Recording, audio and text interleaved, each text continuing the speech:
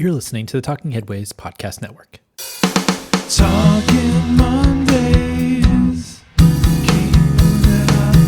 Keep moving on. Talking Mondays. Keep moving on. Keep moving on.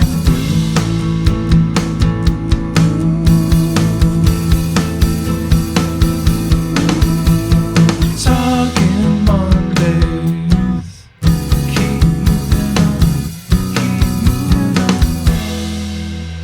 Happy Monday. This is Mondays at the Overhead Wire, sponsored by our super generous Patreon supporters. I'm Jeff Wood, your host, and joined by Han Solo. That's right. Every Wookiee's favorite right-hand man is here to help me with this week's episode, and I really appreciate it. And as we do when we're Han Solo, I've got some programming notes for Talking Headways coming up soon and in last week as well.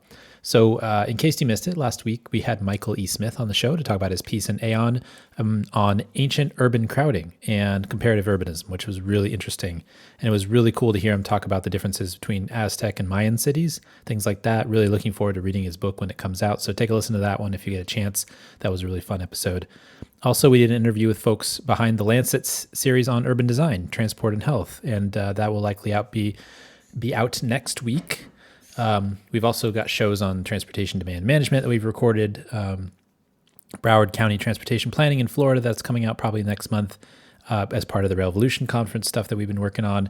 Also, we mentioned we've got shows on the public wealth of cities and Max Holleran's book, Yes to the City, that we've got a copy of right here that I'm about to read. And so, we've got lots of stuff coming up, and I've got some other ideas in the hopper, so stay tuned for those. I think I'll mention later in the show, but I've also got a show that I'm working on that's taking a little bit more time on the Greenbelt Trails of Kingwood, Texas, which is where I grew up, and I feel like it's something that a lot of people don't talk about. These places that have this really amazing bike network in these suburbs, and it's not replicated around the country, when it really should be in a master planned way. So interesting to think about that. Also, I should say, this week is our 400th Talking Headways episode, which I'm really excited about. So for that, I'm going to be putting together some of my favorite clips as a review from the last 400 episodes. Probably not the first 50 or so, 50, 100, because those are a little bit different types of episodes. Obviously, we had Tanya Snyder, and I thank her for being on the show at that point, but we're going to change it up a little bit and do some of the interview stuff and just take some of my favorite quotes from people from the type of, maybe I'll go back and get some of Tanya's stuff. I don't know why I would exclude that necessarily, but that's how the last 400 episodes have gone. There's been 50 or so with Tanya, and then the next 350 have been me with guests and stuff like that. So it's been really fun to do that. 400 episodes is pretty crazy, I think. And we're looking forward to getting to 500, of course. But that's going to be 100 episodes away. So, I should say that also we've got some really groovy music for the 100 episode sets. We also have, if you go back to episode 200, we reread Urbanism as a Way of Life by Lewis Worth. And episode 300 was an excerpt from our audiobook, Town Planning in Practice. So I can't really wait to get to 500 because I'm sure we'll do something fun and amazing at that point. But I don't really have anything like the previous ones planned for this week, but I think it's going to be cool just to kind of go on a trip down memory lane and hopefully, pull together some really cool quotes from people who have been on the show. Really looking forward to that. Okay. Also, I don't know what's gotten into me. Like I keep doing these things. I designed scarves. I've put together the bookshop.org thing, and we've done a whole bunch of Patreon, all that stuff. And now I'm designing t-shirts. I don't know why, what made me do this. Actually, I do know what made, I thought it would be a good idea. And also, I had questions from listeners, such as yourself, that asked, are you going to have t-shirts? And even my brother-in-law got in the action and said, you got to have t-shirts. And so I'll get to the Overhead Wire t-shirts at some point where I'll put the logo on a shirt. It's pretty easy to do at TeePublic, which is where we have our new shirts. But so maybe you'll see the Overhead Wire shirt soon. But we did make a new shirt, and I actually collaborated with Richard Wazensky, who is a really super talented artist. He has his own Instagram and work where he does commissions and stuff called Dick David Sketches, and it's really good. He does a lot of robots and stuff, which is really cool. But I collaborated with him because I was like, well, I'm not a big drawer, but I have an idea about what I wanted to do. And we put together this design entitled Cars Are Cholesterol. And basically what we did is he drew it out. We have a heart looking city and the arteries are highways that are going into the top, and there's cars coming in through that. And the cool part about it is it actually looks like a real heart. So it actually looks like a real, a real ventricle, a real aorta. Those really, it's just really realistic. Even though it's a city, and even though there's cars, it really looks really cool. So I hope folks get a chance to check it out if they get a chance. We're selling them at TeePublic. I'll put them up. I don't have it on the website yet, but I'll have it in the show notes, of course. And then also you can go to bit.ly/carsarecholesterol and you'll get to the shirt page. And the design is not just shirts. You can get stickers and mugs and all that stuff at TeePublic. It's really cool. But yeah, I'm really proud of the design from Richard and what we put together over the summer, and I want to thank him so much for that. And if you order one, let me know what color you get, because I'm kind of fond of the purple. I think I'm going to do that next one I get. I got the first one to kind of test it out and see how it looked, and I think it looks amazing. And I think I might have it on. I might have posted on my Twitter. I think I posted on LinkedIn already, and I'll probably post it again a number of places. But yeah, new shirt, really cool. So go check that out if you get a chance. I know I just keep throwing stuff. I promise I won't keep inventing new things to sell. I thought the soccer scarves were cool. I thought the shirt with this design idea that we've had for a while. I have actually 2 more design ideas, so that's probably it for me. But the next 2 are going to be super fun, I think, because I've gotten some requests for some quotes and things. I think something related to induced demand is coming up. That we'll work on that when we get a chance. But check out this shirt, Cars Are Cholesterol.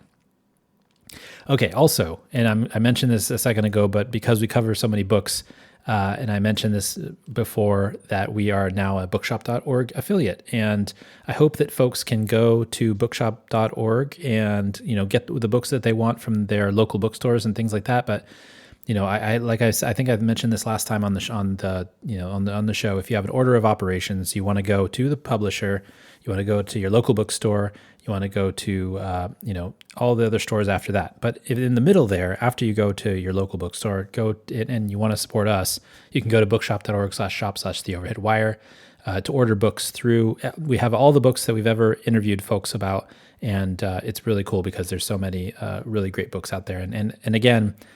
Fixer Upper by Jenny Schutz is the first in line, in terms of how many books people have bought. And then second is Bike Lanes or White Lanes by Melody Hoffman. So 2 really good books. There's a ton of other books on there from all the authors that we've ever had on the show. We really appreciate them coming on the show and sharing all their knowledge and information. And we're just happy to try to get you all the books that they're writing. So check it out, bookshop.org/shop/theoverheadwire. Okay. This is episode 117. 117. This is 117. 400 on Talking Headways is coming up on Thursday. We're in session. I'm really looking forward to chatting with you all today. We just have a lot to talk about. I've actually structured it a little bit differently. So last time it was like a 6 weeks bonanza of articles. And this week I'm going through some of the top articles, and then I'm going to kind of sprinkle in some of my favorites that didn't quite get clicked on, but I thought were really interesting. And I'm not going to go in detail about those as much as the really popular ones, but I think it'll be kind of cool to kind of sprinkle a couple of those in. Also, before we get to the show, to the news anyways, I want to let folks know that they can get this podcast Talking Headways as well on your podcatcher of choice. That includes iHeartRadio, Spotify, Overcast, Stitcher, and of course Apple Podcasts. Thanks to everybody who subscribes through their podcatcher. It's really awesome. You guys keep coming back to the show. We really do appreciate it. Thousands of you listen each week, and I couldn't be happier with that. So keep listening, and we'll keep recording all the way to 500, and all the way for this show to 200 to 300. We'll see how many Mondays we get to as well. Okay. The news. Here are a few stories that piqued our interest from the newsletter over the last few weeks. Here's a couple of items that were popular on the Overhead Wire Daily. Again, this is the main way that I do work is through the newsletter. People subscribe to the newsletter, and they get my news every day that I collect from other people. And, it's kind of like an old school clipping service where we pull together, I go through about 1,500 news items every day, and I pull out the 30 I think are the most interesting, and we send them out to everybody. And then people read them and click on them and look through to see which ones they like the best. And these are the ones that come out on top. Okay, let's start here. Why the story we tell ourselves about gentrification is too simple. Author and researcher Leslie Kern wonders in her opinion piece if we're hitting the wrong targets in discussions about gentrification. She argues that hipsters and pour-over coffee are symptoms of larger problem with the capitalist instincts of multinational real estate companies that change neighborhoods over time. This was by Leslie Kern in The Guardian. There was some research out, I think it was from the Urban Displacement Project at Berkeley a number of years ago, that showed once a place seemed gentrified, it probably already happened. So the coffee shops and the things that people associate with gentrification, that probably means that the gentrification and the displacement already took place. And there's actually I think it's, I want to say it's the Urban Displacement Project, but they had a really cool map and it showed basically like places that are already gentrified and I saw the map for the Bay Area and that's the one that's in my mind. And then they showed you these places like 10 years in the future, 20 years in the future that are likely to be gentrified, but they're not yet. And so I think that's what the targets for stopping displacement and even gentrification is focusing on those areas that aren't gentrified yet, because the ones that are already kind of in a certain state of gentrification, I should say. I know some people don't like that word.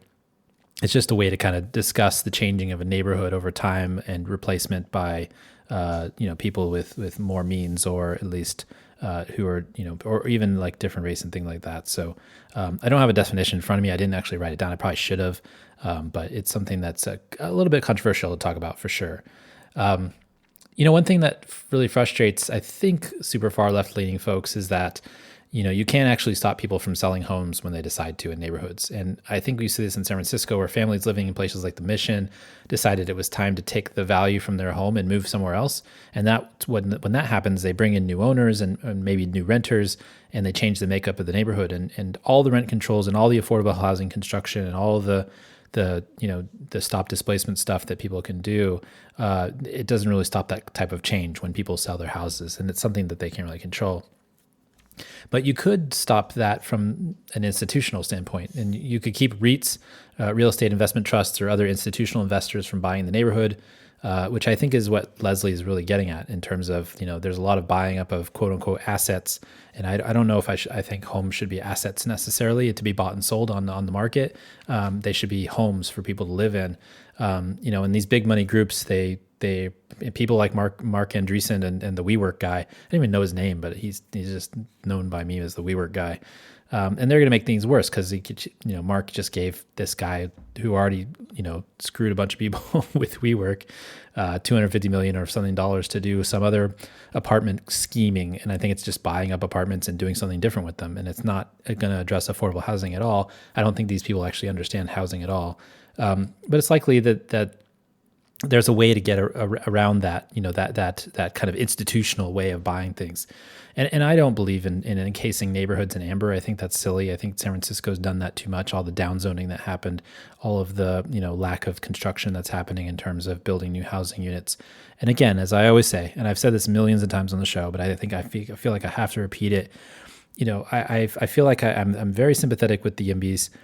But also, and as they say too, I think that there also needs to be a lot of public housing. I think we could think about social housing. I think we can think about all these other things that will add units to the city, and that could be market rate units, that could be public units, that could be social housing, that could be anything else. We just need to build housing, and it could be any type of housing. Let's just do it. Then let's not pick or choose a type. It doesn't really work that way, I don't think. Because people are too focused on blocking other people's stuff or whatever. It's dumb.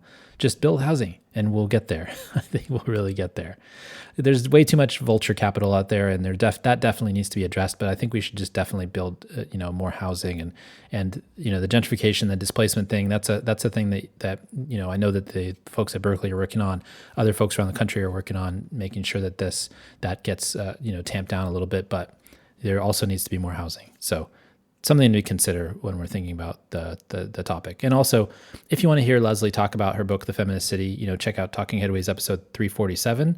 I really enjoyed that one, and she was a great guest. So I like her writing, and I think this is actually from a book that's coming out soon, and at least some thinking about through her Guardian article.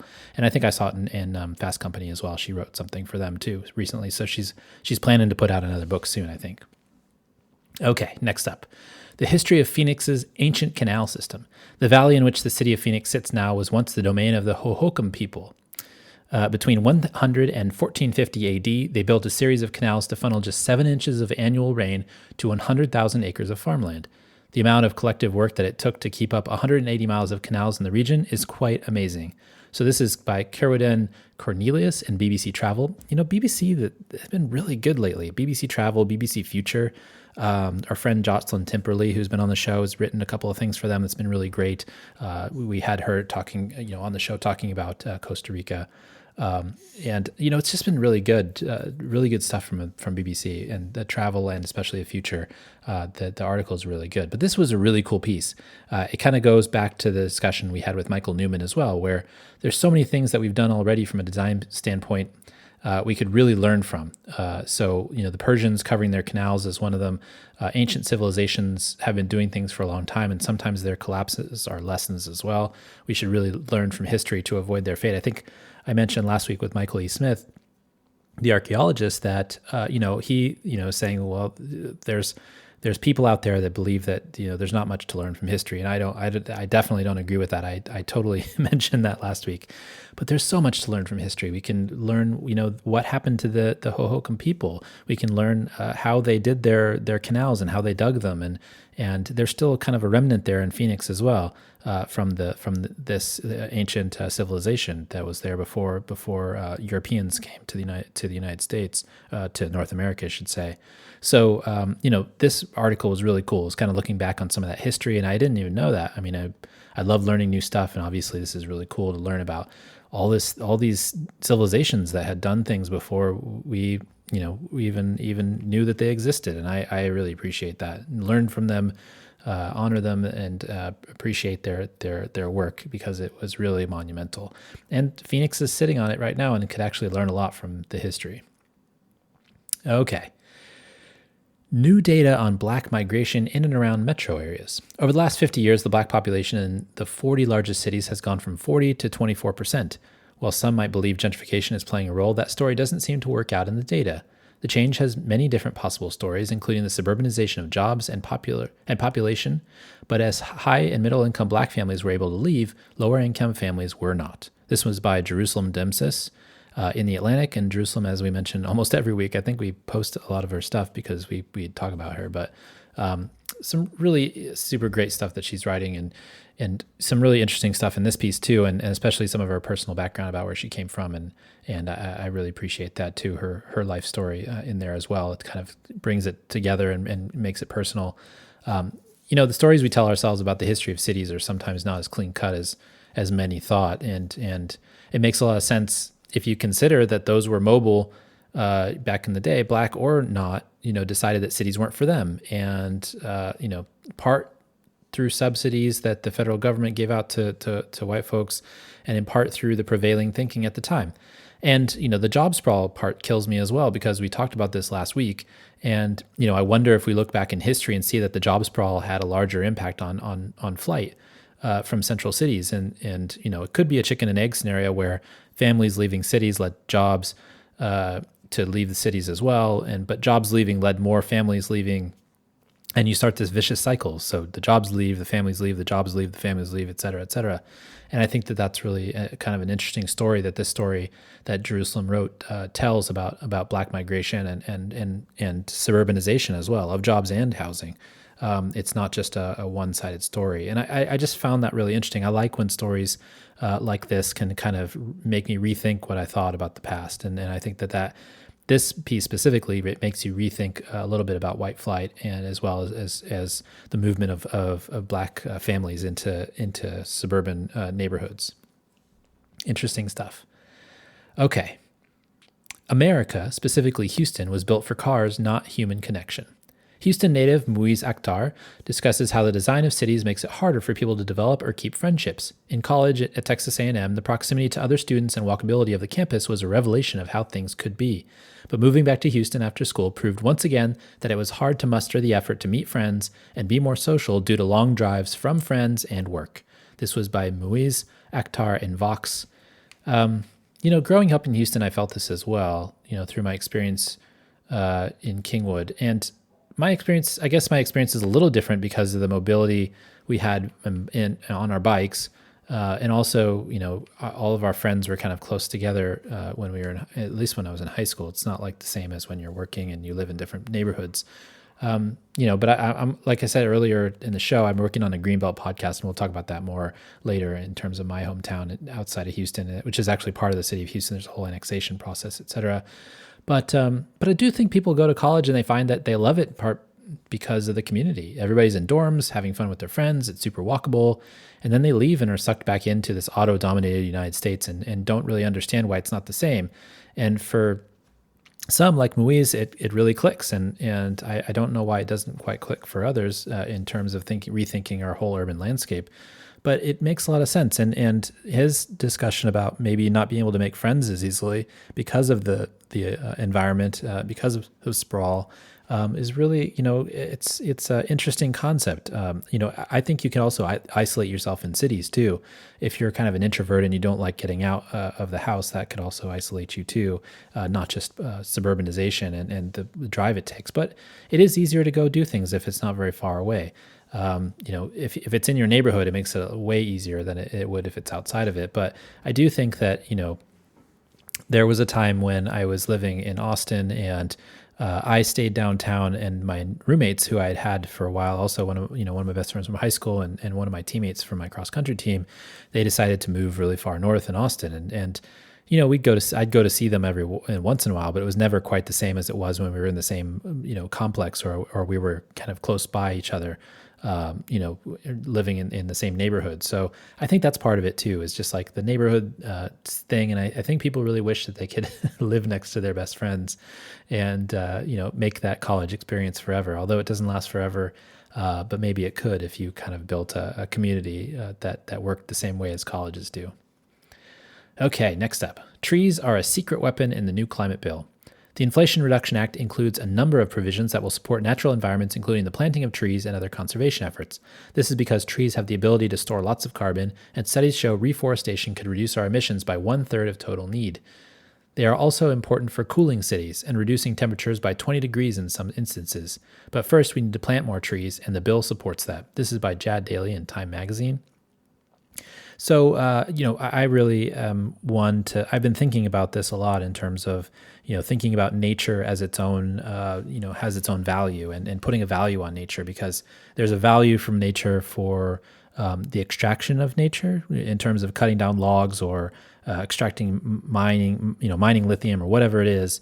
But there's also kind of the value of nature as it exists. And if you listen to me on this show, you probably think I'm a big tree hugger, and I guess to a certain extent I am. But like I said, talking with Michael Newman, with his book and talking about the structures of trees and the redwoods and how they interact with each other, and if one tree on one side of a forest gets sick, trees on the other side can protect themselves by talking to each other through the root systems and stuff like that. This is really some really amazing things, and they're very sustainable. They drop their leaves, they decompose, and then it creates nutrition for them again. They're way more sustainable than we are as humans, I must say that. But the ability for nature to have value just by being itself, I think, is a really powerful thing. And I think the climate bill actually does some of that. It allows people to treat nature as its own thing rather than just kind of something to be extracted or some natural resource to be extracted, which I really appreciate. I think that that's a different way of thinking, and I think we should start thinking more along those lines in terms of the complete recycling system. What's it called? Cradle to grave or regeneration. Those types of things. There's another word, and I can't think of it, but maybe I'll think about it later. Probably when I'm in the shower. That's usually how it works. Okay, last on our popular articles items, a eulogy for smart cargo vans. It's not just SUVs that were increasing in size. Cargo vans that tradespeople and businesses use to transport their wares are increasing in size as well. Smaller cargo vans are being discontinued at a rapid rate in the U.S., leaving not many choices for the bakers and plumbers. Small vehicles proliferate in European cities where more human-scale environments are the norm, and restrictions on size are also the norm. So this is by Victoria Scott in The Drive. In Europe, you see these smaller cargo vans around cities all over the place. It's all the plumbers and the cake makers and more. And then here in the US, you see a lot of these huge Mercedes vans for the same thing. And I really just don't see why they have to be so much bigger. I like those smaller vehicles. It's kind of fun to have those little Richard Scarry, like little, utility vans running around the neighborhood. But this is kind of similar to the discussion, I guess, about fire trucks that's been happening online a lot recently. I've seen this on Twitter a few times. Fire departments get these huge trucks and then they complain about streets aren't wide enough and the bike lanes get in the way. But cities all over the world do the exact same firefighting with much smaller equipment. And it's part of the reason why we can't build good walkable urbanism in this country. And even if we wanted to replicate it in Italian hill town, like we talked about with Alexandra Lang a few weeks ago, we couldn't. So, it's mostly due to large fire vehicles and the fire code. And I think we are what we designed for. And it's frustrating, but the same thing with delivery vehicles. We could have smaller delivery vehicles. They'd probably be much safer for pedestrians and cyclists. They'd probably still be valuable in terms of carrying around your cakes or your plumbing equipment and materials. But for some reason, the big sellers are the big cars and the big trucks and the vans specifically. And, it's kind of the same with the USPS vehicles too. I really like the idea of having kind of a smaller mail truck running around in the neighborhood. I think, probably in different distances, the size of the vehicles work differently, but, I haven't seen those AM General trucks around here. We have like larger trucks and then the Amazon vans are running around too. But yeah, it's just seems like it'd be nicer to be smaller. And to be honest, on my street specifically, it's a narrow street in terms of vehicles. It was built in the 1880s or whatever, maybe 1870s laid out. And so there's, space for parking on each side. And then there's probably enough space for one truck to get through, maybe two if they squeeze by real carefully. But if you have smaller trucks, you don't have to worry about that. You don't have to worry about honking the horn for 2 hours like some people do, which is ridiculous. And complaining when the UPS guy won't get out of the way. So, we could do it. We could do smaller vans, smaller trucks, and it would be good to fit in these neighborhoods. I don't begrudge anybody that has a larger truck, but there is something to be said about being more efficient. And it's a bummer that some of these vans are disappearing. So, okay, so that's all the news that's been the top news. And then here's a couple of things that I'm going to read out. I'm not necessarily going to go in detail like I do with the other pieces, but I felt like this was really interesting stuff. Also, it's just some things I collected from the newsletter that I thought were interesting. So first off, France is giving subsidies to people who trade in gas-powered vehicles for e-bikes, hoping to reduce climate emissions. The reward will be up to €4,000 and is modeled on a very successful policy in Lithuania. This was in the Verge. Interesting stuff. I really think that we should do an e-bike, subsidy of some sort here in the U.S. And I think we talked about this before, but it's silly to give $7,500 subsidy for electric vehicles when e-bikes you could give 5 subsidies for e-bike for that same amount and probably reduce VMT and reduce energy use even more. But that wasn't in the cards for the bills that were happening. So. Something of interest that France and Lithuania are doing to follow. Edward Niedermeyer wonders why we chase after 300 miles per electric vehicle charge as a standard when the average American only drives 40 miles per day and 95% of trips are 30 miles or shorter. Batteries made heavier, less efficient vehicles, and they raise their costs, and inertia continues. So, I thought this piece in the New York Times by Edward Niedermeyer was really great. Basically saying like, why does every single electric vehicle have to have a 300 mile per electric vehicle charge as standard, especially if most of these trips are so small. As somebody who loves road trips, and when I was younger, I took my Volkswagen Jetta, and we road tripped across the country several times from Colorado to Texas to California, from Texas, from Colorado to California. Did the triangle a couple times, even, kind of went north. It's been fun. And I'd like to do that again at some point, but ultimately, like, that's like 1 or 2, 3 trips in my lifetime that I've done where I do that road trip. The rest of the time I'm, bumping around the city, probably taking up less than a 300 mile, at a time, maybe doing 2 or 5 miles, and probably an e-bike could actually take care of a lot of those trips. And actually for me, the trips I already take, because I don't own a car, most of my trips are on foot or by bus, or by BART to get over to the East Bay. But for the larger trips, I can rent the zip car, and we do that, and we can go other places, and it's fine. So there's probably a need for some sort of a mixture of vehicles, at least to reduce the need to just extract so much lithium. And we'll talk about lithium probably in soon. But I think there was an article today about the pink flamingos of the Atacama Desert, and they're in trouble because the lithium is taking away their water supply, which is a bummer. Like all these things that are happening, they're all interconnected and intertwined. But yeah, we just need a little bit lighter vehicles. And I think that we can reduce the battery sizes. We could actually make the cars cheaper, and people would still find them useful for most of their trips. And you still would probably need to rent a car or get something, maybe you have something that can take you those 300 miles for on a long road trip, but maybe stopping every once in a while for your gas or your electric charge might be fun.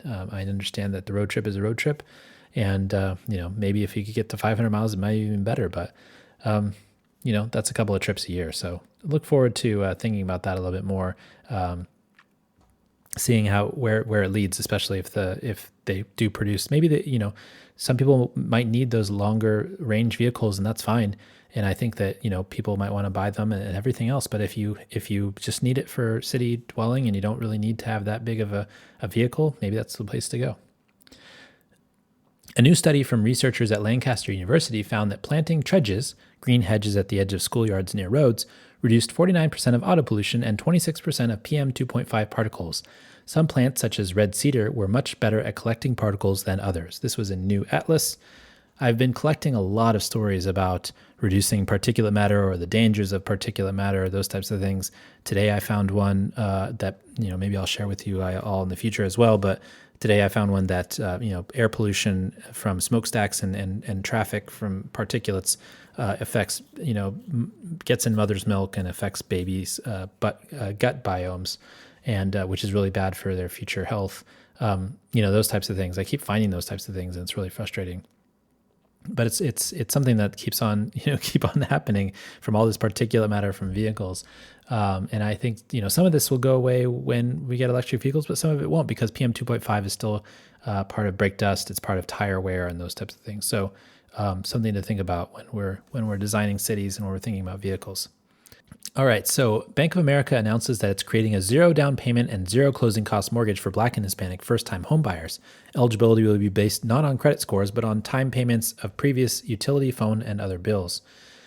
I think this is really interesting. I don't know if I like a zero down payment.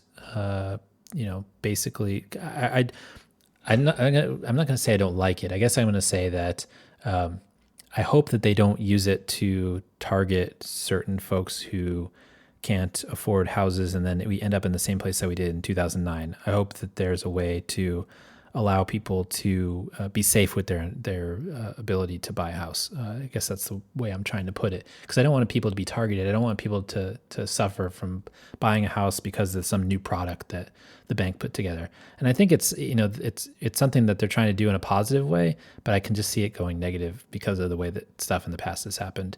But I do think it's good that actually stuff doesn't revolve. This specific one doesn't revolve around credit scores. I think credit scores are weird. They're not transparent. You don't know how to get them. You could be perfect on all your payments, including utility, phone, and other bills, but then you don't have a credit card and you don't have a credit score, which is something that seems ridiculous to me. Also, you get a better credit score if you have more debt versus when you have less debt. Like if you have a home mortgage already, you get a better credit score, and some of those things that I have no idea how it works.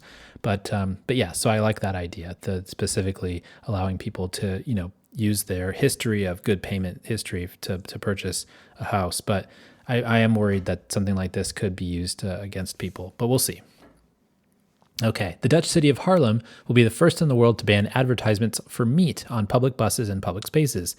Studies suggest food production makes up 1/3 of global emissions, but it's not just meat advertisements. The ban also includes holiday flights and cars that run on fossil fuels. That was in The Guardian. And France has banned new fossil fuel-related advertising modeled after tobacco advertising cuts. France is the first country to ban adverts of this nature, but Amsterdam has done something similar last year. That was in Euronews. I put those together because I think they're similar. Lots of, Dutch cities and French cities are starting to ban advertisements based on how much climate change they impact, whether it's meat or whether it's holiday flights to the other side of the country. There was a piece yesterday about how there's more overnight train travel being planned, and these train companies in Europe are trying to get more people to do the overnight trip instead of flying on a plane. It has better emissions profile, which is interesting, and I hope more people do that because train travel is electric and it's fast and it works really well. I mean, when we were in France, in 2019, before the pandemic, my family and we took the high-speed train from I think it was Tours to Paris. I think that was the right. Yeah, it was from Tours. Ha ha ha! I could have just cut that out. From Tours to Paris, and it was really great. We took the high-speed rail. It was fast. It was super good. Okay, as the California legislature ends this year's set of bills, I thought I'd share all the interesting things that they did, that many of which now will go to the governor's desk. Some of these things the governor hasn't signed yet. I don't know why. And I realize this is a bit California-centric, but I think it's pretty relevant to the ways in which advocates are really hoping for change in cities around the country. But I think these are really interesting laws that have been passed through the legislature and are going to the governor's desk, or some of them have already been signed. Actually, in the case of this first one, there's now new public meeting rules related to unruly speakers. It wasn't quite clear before in California law who could ask unruly speakers to leave, but new legislation signed by the governor allows the presiding officer to remove hecklers and others at the meeting physically threatening harm to public officials. I think this is really good because, public meetings are already crap. Getting rid of all the bad actors is a good idea. It's okay to go and share your opinion, but being physically threatening to public officials, being, unruly, being annoying is another thing in that way. California voters will have the opportunity to repeal a measure enacted in 1950 that made it next to impossible to build public housing by requiring a public vote for each project. This is something else that I found was interesting. Again, I guess in 1950 they created a thing where you had to have a public vote for public housing projects. And I think that's silly because having a public vote for these projects doesn't make any sense. The realtors were on board back in the 50s, but now they're against it. And it looks like it's going to get signed, but we'll see. Hopefully, it'll go to the voters to see if we can actually repeal it or not. I'm sure it'll pass, but we'll see. Two bills passed that could make it easier to build housing on commercial land and redevelop strip malls. Many jurisdictions have limited housing on these types of properties. So that was really interesting. A new tax credit would give $1,000 to car-free households making less than $60,000 a year. The bill was whittled down from giving anyone a tax credit who didn't own a car or was car light.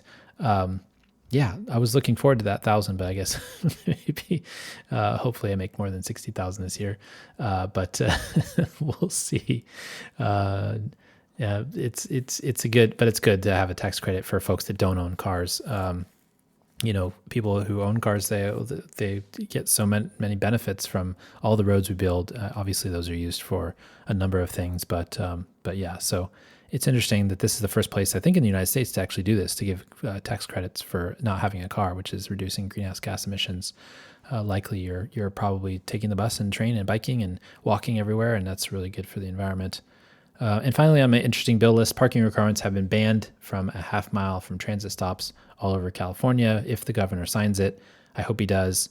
I know that some people are still complaining about this, and I think I talked with Nolan about this. I think in the past, there have been a number of organizations and such in California who are against this because then they can't use it as a bargaining chip, which is just dumb in my mind. But so lots of stuff going on in California in terms of rules and regulations.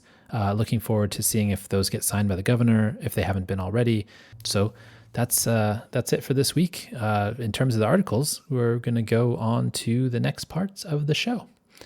All right, this week and every week, I want to thank our generous Patreon supporters. You guys are awesome and keep the show going by listening and supporting each month. This show and Talking Headways really wouldn't be here without you, so thank you very much.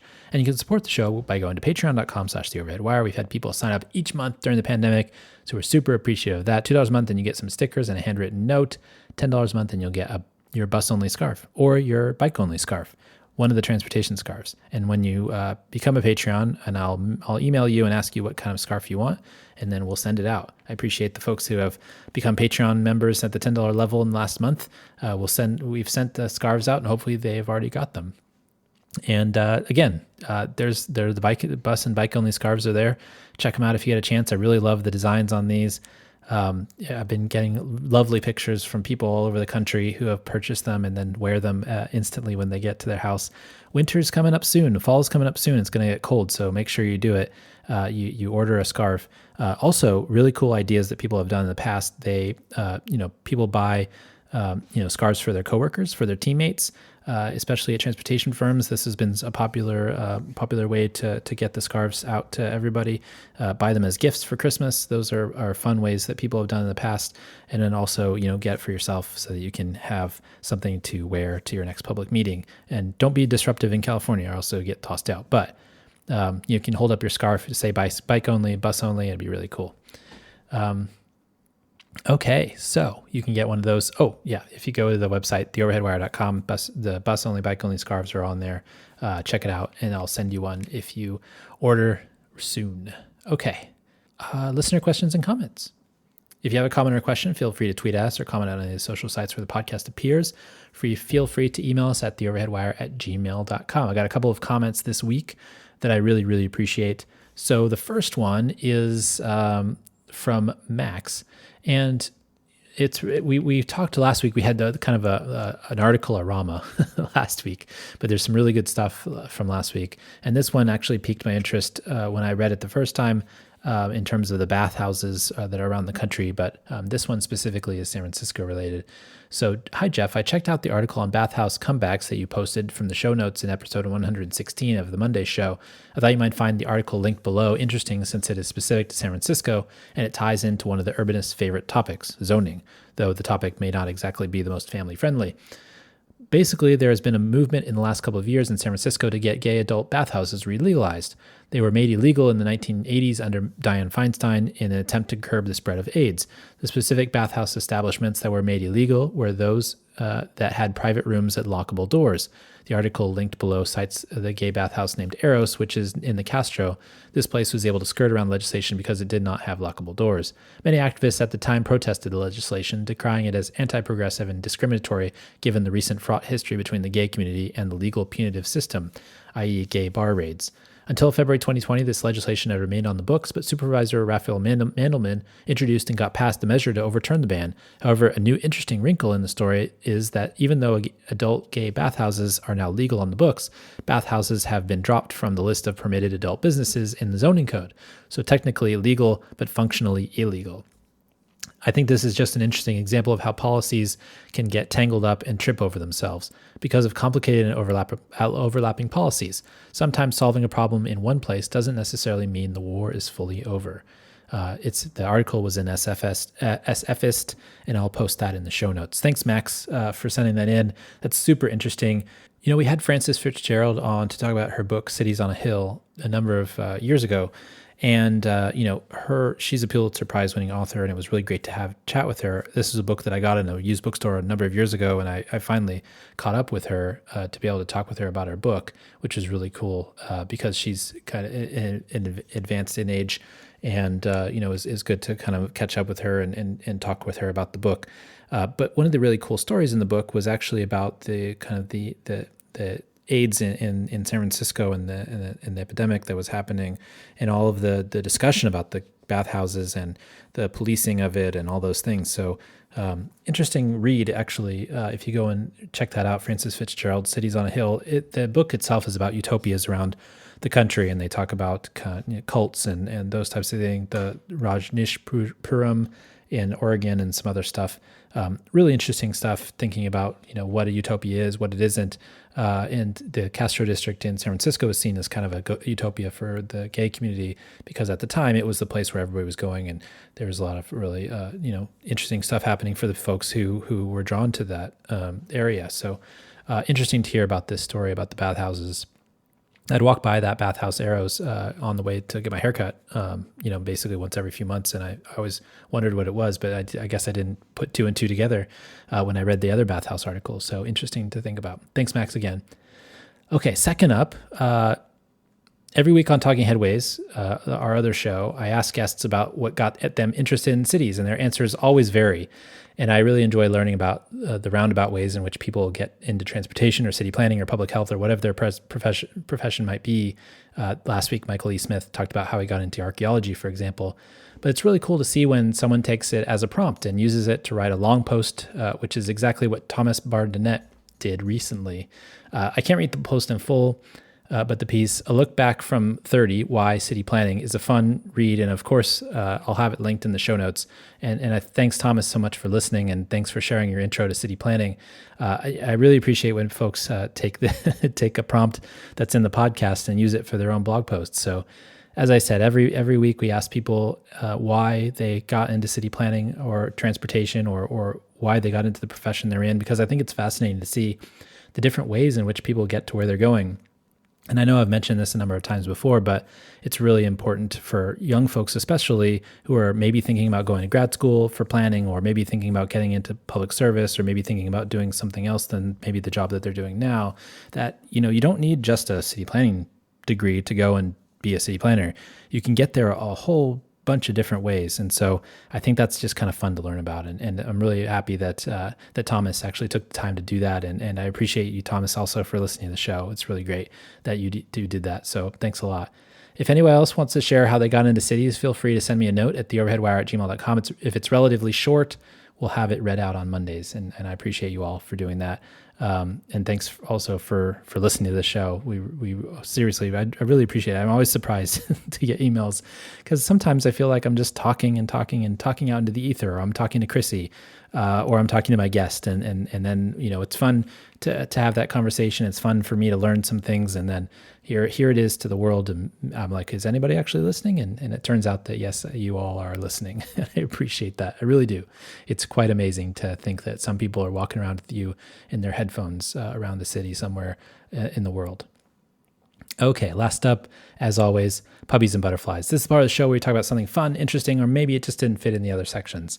So in Dallas, this week I got a fun one. In Dallas, in the spaghetti warehouse that is no longer a spaghetti warehouse, there was a 100-year-old Peter Witt Dallas streetcar entombed in the store. Now, it was sold off with other memorabilia when the spaghetti warehouse building was sold off.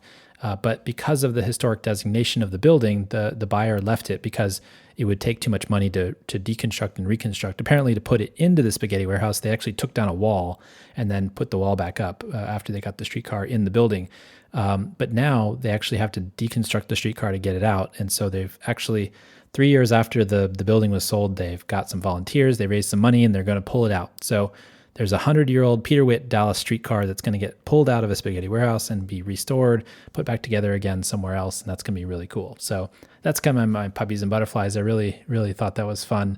It was really cool to see something like that happen. And as always, I'm really into watching my soccer and all my sports, and I guess football season's here too. So. And also, October is right around the corner. That's my favorite month. So looking forward to that as well. It's some puppies and butterflies for you. All right. Well, you can find me on Twitter at The Overhead Wire or at theoverheadwire.com. Make sure you can check us out on our website, theoverheadwire.com, because there's so much stuff you can do there. You can order the audiobook for Town Planning and Practice. You can get your scarves. You can sign up for the newsletter. Anything you want to do in the Overhead Wire, you can do it there. I'll probably put up the t-shirt link there soon as well. Actually, the t-shirt link is up there on the in the blog. So go. I think it's a couple posts down, but go to the blog to check that out. So get some of those Cars Are Cholesterol t-shirts if you can. Thanks for joining us on Mondays at the Overhead Wire. Thanks to our generous patrons for sponsoring this week's podcast. Thank you all for listening. As always, I really do appreciate it. We'll see you next time. Talk